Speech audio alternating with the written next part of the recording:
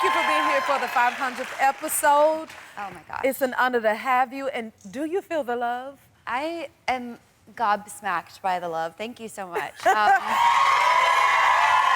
You're amazing. Did you enjoy the Spirit Tunnel? Oh my gosh, it was so fun. And the Yay. dance, like your crew during the dance was so good. I was trying to like do the Me fan too. choreography. I'm still trying to get it. One day, I'm gonna get it. Maybe we'll get it together. I'm gonna go to my hotel room tonight and practice. Okay, Yeah. I love that. I love that. Now, you've been busy. You performed at Coachella Saturday and Sunday.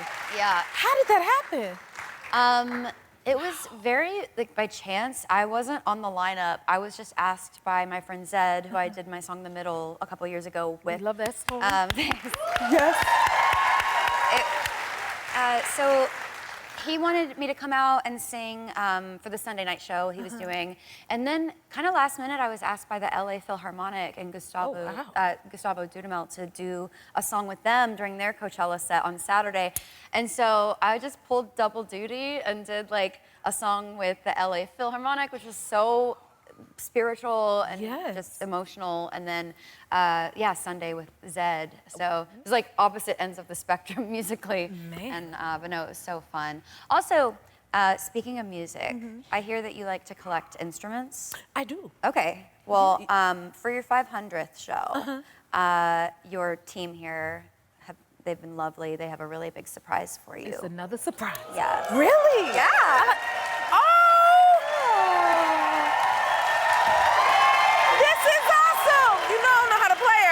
No. Okay. Okay. And we have our long nails. Yes. But this is for your collection. Thank you. I know you have a little collection over here. Yes, I so do. if you want to add this little sparkler to it. I will, and it's coming from you. Thank you so much. Sure. Oh my God. Should I put it over there now? You go now. Please don't lose my gift. Oh, he has a stand for it and everything. Yes, and it'll go right over there. See, I have my instruments around Yeah. for fabulous people like yourself and Charles Jones. So when they come to my house, instruments are already there. That don't mean I can play them. But if the musicians want to come in, then they just pick up an instrument and start playing. And I call it waking up the instruments, and it turns into music. I love and I get free music. Thank you for that. Brilliant. Thank you. Oh my gosh. That was sweet. Your team is amazing, and congratulations. That's such a feat. Thank you. It's a dream come true. I would have never guessed starting on American Idol, because I heard you audition for American Idol as well. Yeah. Right? Did you ever think that you would get so far, and what was that process like for you? Well, I didn't make it very far on American Idol. No, I didn't even get past the cattle call. Like, I did the stadium, you sing for 2 seconds, and then they cut you, and you do the, like, walk of shame down the tunnel. Oh. Back to your mom's car. So no, I didn't make it very far, but I think it was meant to be that I didn't. I mean, you probably feel similarly that you didn't win, but you went on and you won that Oscar. Thank you. Thank you. I always say there is no set formula to success. Yeah. You know, and you're a great example of that. Now, you've won and been nominated for many awards. I have to read some of your credits. Oh, gosh. Okay, you have 1 Grammy Award and 17 nominations. Give us some love. 5 ACM Awards, 3 Billboard Music Awards. I ain't got that yet now. Hold on. 5 CMA Awards, New York Times bestselling author, and 1 Golden Globe Award nomination. That is amazing. How does it feel to achieve so much?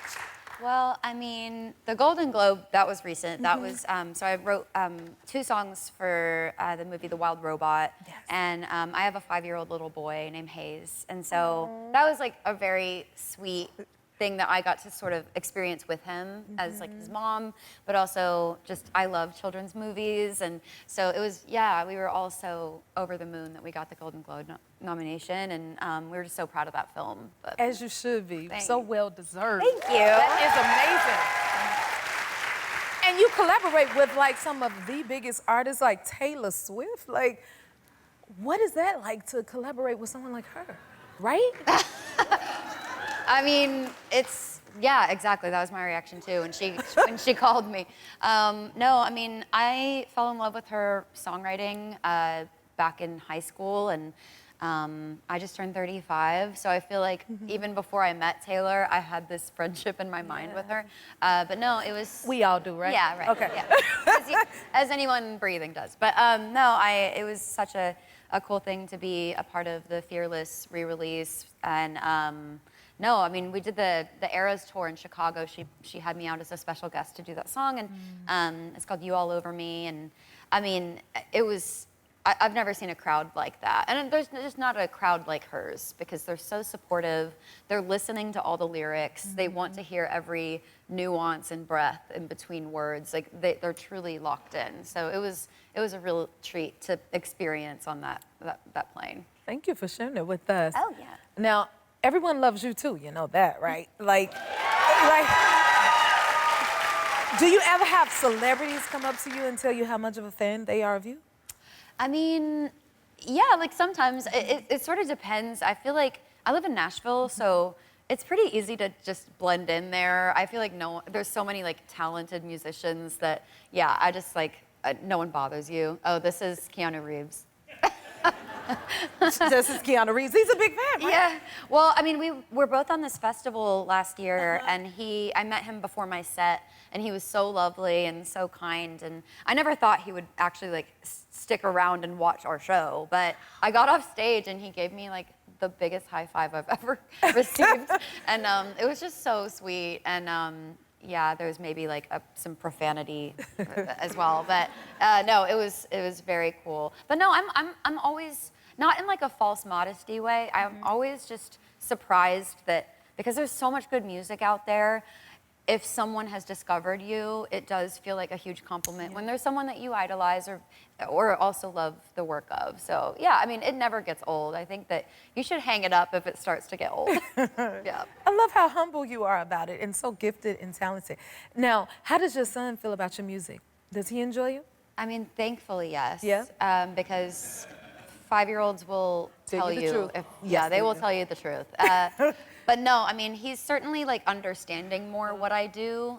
Just coming to shows, he'll sit at front of house with his like ear gear on. I think with the movie I did with Wild Robot, that was like the first time he was sitting next to me in the theater, knew the song, and then was like connecting the dots that like I'm his mother and I have something in this project. Yeah. And so, yeah, but it's very sweet. He comes on the road with me. He has a little bunk on the tour bus. How cute is that? Yeah, he's already like a road dog. Tell us about your album, Dreamsickle. What made you decide to create this album?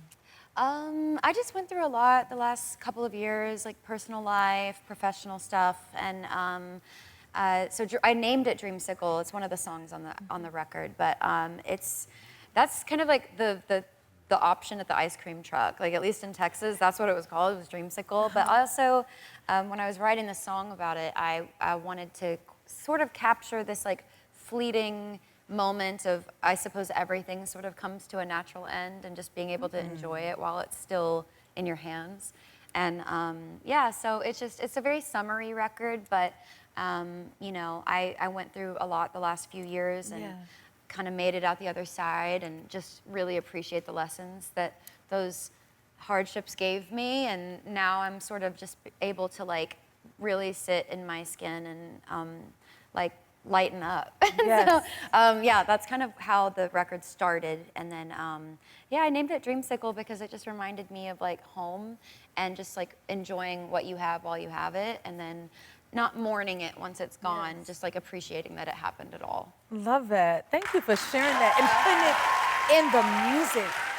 Is there a place where you feel most inspired to write at all? I think it's just, I'm inspired by life. Like when I drive a lot, I'll get inspiration. I think because you just feel like you're isolated and you can like sing at the top of your lungs. I feel like that's where I get a lot of stuff from. But yeah, just really talking. Nice. Yeah. And it's been almost a year since you came out as bisexual.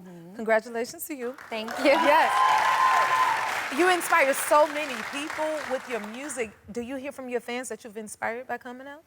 Yeah, I think, you know, hopefully as my career has progressed, I've always, you know, through my music or through my, you know, what I say on interviews or my platform, any way I've used it or utilized it, I hope my fans feel like at my show, they feel safe there. Yes. But No, I think it took some courage just to be able to be honest with myself and also feel, you know, comfortable enough to share that with the whole world. And no, so it was just, I was really wrapped in love and support after that. And then I just feel like live in the shows I've done since then, no, that community has always embraced me, but in a way more so I feel like I'm in it now. And yeah, my fans have just really pulled me through a lot, and this just makes me feel so much closer to them. Yes, and your love, like we said, definitely that.